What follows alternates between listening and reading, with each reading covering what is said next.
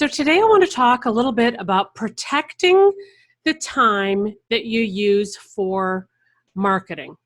Uh, I don't know about you, but I plot this on my calendar and I protect it at all costs. And I'll tell you why.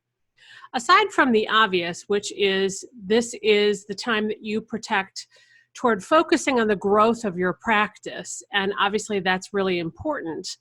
But the other reason to protect that time is, it's so easy to get pulled into things that seem like they're going to be more important. So, for example, if you have a client that wants to meet with you during a time that you want to protect for your marketing time, it can feel like that's going to be more important because that's instantaneous gratification, right? That's somebody handing you money and going, okay, here, I want your time.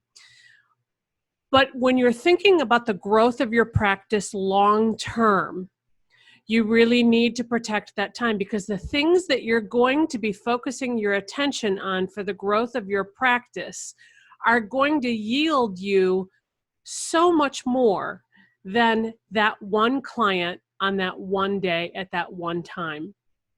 So protect that time. The other part of that is if you do your marketing on the fly, and you know what, let's face it, we've all done it, myself included. If you catch yourself doing your marketing on the fly, that inconsistent practice is going to yield inconsistent results. And you only need to look at your marketing metrics, your analytics, to see proof of that. I know that I have done it in the past where I've put too many things on my plate and I just whipped off a social media post or I whipped off a video or a blog or something like that. And when I go back and I look at the analytics and the metrics, it shows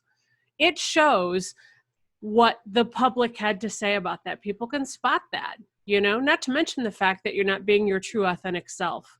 So when you take the time to plan out your marketing, and in the case of filling out a marketing calendar, and I've got videos on how to fill out a marketing calendar. When you take the time to do that, you're doing so much more than protecting your schedule in the future. You're also planning and plotting strategies. You have themes going on with your marketing.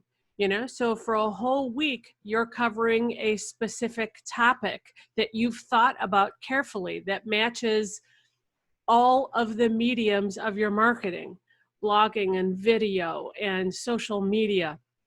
All of those things are done with care when you take the time to do that. And lastly, and most importantly, to protect the time to do your marketing, it makes the rest of your life so much easier, doesn't it? I mean, if you know that, let's just say Fridays at noon, from noon to 1, you plot out time on your calendar to be thinking about your marketing, to fill out your content calendar, to run an ad campaign, whatever that may be.